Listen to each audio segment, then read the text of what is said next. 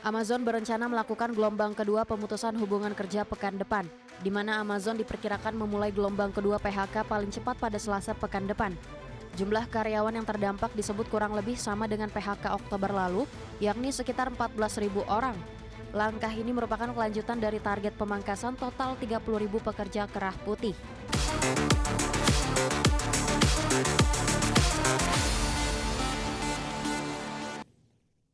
Kembali di Prime Market Highlights pemirsa, Amazon berencana melakukan gelombang kedua pemutusan hubungan kerja pekan depan. Langkah ini merupakan bagian dari rencana memangkas sekitar 30.000 karyawan korporasi secara global. Amazon berencana melakukan gelombang kedua pemutusan hubungan kerja pekan depan, di mana Amazon diperkirakan memulai gelombang kedua PHK paling cepat pada Selasa pekan depan. Jumlah karyawan yang terdampak disebut kurang lebih sama dengan PHK Oktober lalu, yakni sekitar 14.000 orang. Langkah ini merupakan kelanjutan dari target pemangkasan total 30.000 pekerja kerah putih. Posisi di unit Amazon Web Service, Retail, Prime Video, serta divisi sumber daya manusia People Experience and Technology diperkirakan terdampak. Namun cakupan dan rincian final PHK masih dapat berubah. Sampai saat ini, manajemen Amazon menolak memberikan komentar resmi terkait rencana internal tersebut. Adapun Amazon sebelumnya mengaitkan PHK dengan meningkatnya penggunaan kecerdasan buatan untuk efisiensi kerja. Namun CEO Andy Jassy menyebut pemangkasan lebih disebabkan birokrasi yang terlalu tebal di internal perusahaan. Meski hanya mencakup sebagian kecil dari 1,58 juta karyawan global, PHK ini hampir 10% dari total tenaga kerja korporasi Amazon. Berbagai sumber IDX Channel.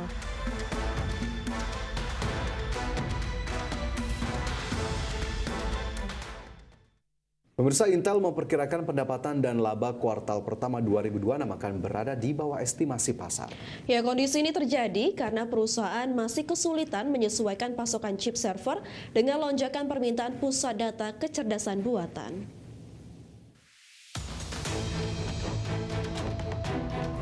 Intel memperkirakan pendapatan dan laba kuartal pertama 2026 akan berada di bawah estimasi pasar. Intel memproyeksikan pendapatan kuartal berjalan di kisaran 11,7 miliar US dollar hingga 12,7 miliar US dollar. Angka ini lebih rendah dari estimasi rata-rata analis sebesar 12,51 miliar US dollar. Setelah pengumuman tersebut, saham Intel anjlok sekitar 7% dalam perdagangan setelah jam bursa. Permintaan chip untuk pusat data AI membuat sejumlah raksasa komputasi awan terkejut dan harus memperbarui chip lama secara cepat. CFO Intel David Zinsner menyebut banyak pelanggan tidak siap menghadapi tekanan jaringan akibat lonjakan beban kerja AI. Intel memperkirakan pasokan chip akan berada di titik terendah pada kuartal pertama sebelum membaik pada kuartal kedua. CEO Intel Liputan menjelaskan strategi pemulihan dengan memangkas biaya, mengurangi lapisan manajemen dan fokus pada peta jalan produk baru. Selain itu, Intel juga mulai mengirim chip PC terbaru Partner Lake berbasis teknologi manufaktur 18A, meski yield awal masih menekan margin. Di sisi lain, Intel terus kehilangan pangsa pasar PC ke pesaing seperti AMD dan ARM Holding. Berbagai sumber IDX Channel. Kembali bersama kami, pemirsa, kita ke informasi berikutnya. Ford Motor Company dikabarkan tengah menjajaki pembicaraan dengan produsen otomotif Tiongkok BYD terkait potensi kesepakatan pasokan baterai mobil hybrid. Ya, di mana salah satu skenario yang dibahas ialah melakukan impor baterai ke fasilitas produksi di luar Amerika Serikat. Ford Motor Company dikabarkan tengah menjajaki pembicaraan dengan produsen otomotif asal Tiongkok BYD terkait potensi kesepakatan pasokan baterai untuk beberapa model hybrid.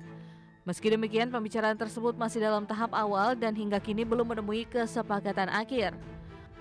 Melansir dari Car News China, salah satu skenario yang tengah dibahas Ford ialah melakukan impor baterai yang diproduksi BYD ke sejumlah fasilitas produksi di luar Amerika Serikat. Nantinya, jika kesepakatan ini tercapai, Ford diyakini akan mendapatkan akses ke teknologi baterai milik pabrikan terbesar di Tiongkok tersebut yang dikenal efisien dan kompetitif dari segi biaya. Sementara itu, langkah ini juga menjadi bagian dari perubahan strategi Ford yang tengah mengurangi fokus untuk model listrik murni setelah permintaan global terhadap model tersebut berakhir melambat, di mana pihak manajemen menargetkan sekitar 50% dari total penjualan global pada 2030 mendatang datang dari kendaraan hibrida, plug-in hybrid, dan mobil listrik yang sejalan dengan pergeseran fokus perusahaan. Adapun pembicaraan ini juga terjadi di tengah sejumlah perubahan dalam strategi pasokan baterai global Ford. Sebelumnya, Ford diketahui telah mengakhiri beberapa kontrak jangka panjang dengan pemasok baterai lain seiring penyesuaian pada permintaan dan kebijakan industri otomotif global, sekaligus mencoba menavigasi era transisi tenaga listrik dan hibrida di tengah dinamika pasar yang terus berubah. Berbagai sumber IDX Channel. Pemirsa, startup robotika Exentis meraih sorotan global dengan memperkenalkan exoskeleton modular inovatif bernama H+K. Teknologi wearable terbaru ini dirancang untuk membantu mobilitas manusia dalam berbagai aktivitas harian dan outdoor. Askentis meraih sorotan global dengan memperkenalkan exoskeleton modular inovatif bernama H+K. Sistem yang diperkenalkan Askentis terdiri dari dua komponen utama, modul H atau hip yang mendukung pergerakan pinggul dan model K untuk knee yang memberikan stabilisasi pada lutut. Kedua modul ini bisa digunakan sendiri-sendiri atau digabung sesuai kebutuhan pengguna sehingga fleksibel untuk berbagai situasi seperti mobilitas harian hingga aktivitas luar ruang intensif seperti hiking. Exoskeleton modular ini dipadukan dengan AI Motion Engine yang mampu mengenali lebih dari 7 skenario aktivitas dengan tingkat akurasi hampir 99,5%. Sistem dapat menyesuaikan tingkat dukungan dalam waktu kurang lebih dari 200 milidetik. Sehingga bantuan terasa natural dan intuitif bagi pemakainya, serta dirancang tetap ringan kurang lebih dari 1,75 kg sehingga mudah dipakai sehari-hari. Desain modular H+K memungkinkan perangkat ini ditujukan tak hanya untuk aplikasi profesional atau medis, tetapi juga untuk mobilitas harian, aktivitas outdoor seperti hiking, bersepeda, atau bahkan pekerjaan fisik berkepanjangan, membantu meningkatkan kekuatan gerak kaki dan mengurangi tekanan pada sendi. Ini memberi peluang nyata bagi setiap individu untuk bergerak lebih jauh tanpa mudah lelah. Debut Askentis di CES 2026 menandai makin populernya teknologi augmentasi manusia secara wearable, sekaligus menggarisbawahi tren global di mana robotika dan AI makin diintegrasikan langsung ke dalam kehidupan manusia. Dari peningkatan kekuatan fisik hingga memperluas batas mobilitas, exoskeleton modular menyerupai wearable machine interface yang bisa jadi semakin umum dalam waktu dekat. Bagi sumber IDX Channel.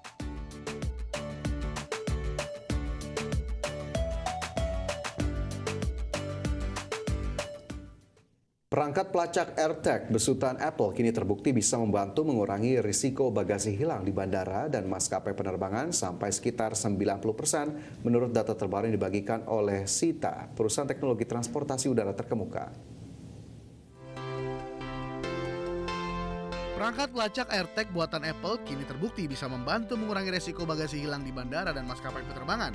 Menurut laporan Sita Baggage IT Insight, integrasi AirTag dengan sistem pelacakan bagasi maskapai mampu secara drastis menurunkan jumlah kasus truly lost baggage, yaitu bagasi yang benar-benar hilang tanpa ditemukan kembali hingga sekitar 90% saat penumpang membuat link lokasi melalui aplikasi Find My yang dibagikan ke pihak maskapai. Ini menunjukkan langkah signifikan dari inovasi teknologi dalam menghadapi masalah klasik perjalanan udara.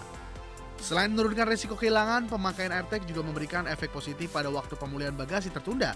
Data menunjukkan bahwa maskapai yang memanfaatkan AirTag dapat mengurangi waktu rata-rata pemulihan bagasi hingga sekitar 26%. Membuat penumpang bisa lebih cepat mendapatkan kembali barang bawaan mereka dibandingkan metode pelacakan tradisional yang lebih lambat. Efektivitas AirTag naik setelah peluncuran iOS 18.2 yang memungkinkan pengguna untuk membagikan tautan lokasi AirTag mereka langsung dari aplikasi Find My kepada pihak maskapai. Dengan begitu, petugas yang berwenang bisa melihat posisi koper secara lebih cepat dan akurat melalui sistem pelacakan resmi.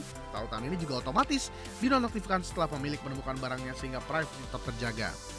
Integrasi teknologi pelacakan AirTag ini telah diadopsi oleh sejumlah maskapai besar di dunia, termasuk Delta, United, Lufthansa, hingga British Airways yang memanfaatkan data lokasi langsung dari jaringan Find My untuk mempercepat proses pencarian dan pengembalian bagasi. Langkah ini memberikan harapan bagi penumpang global agar pengalaman berpergian jadi lebih aman dan bebas stres terkait resiko kehilangan tas. Secara keseluruhan, pengguna Apple AirTag dalam pelacakan bagasi penerbangan menunjukkan bagaimana kolaborasi teknologi konsumen dan infrastruktur maskapai dapat mengubah cara perjalanan udara dilakukan. Dengan reduksi besar dalam resiko kehilangan bagasi serta percepatan pemulihan barang tertunda, inovasi semacam ini menjadi salah satu langkah penting menuju pengalaman perjalanan yang lebih aman dan nyaman di era digital. Berbagai sumber IDX Channel.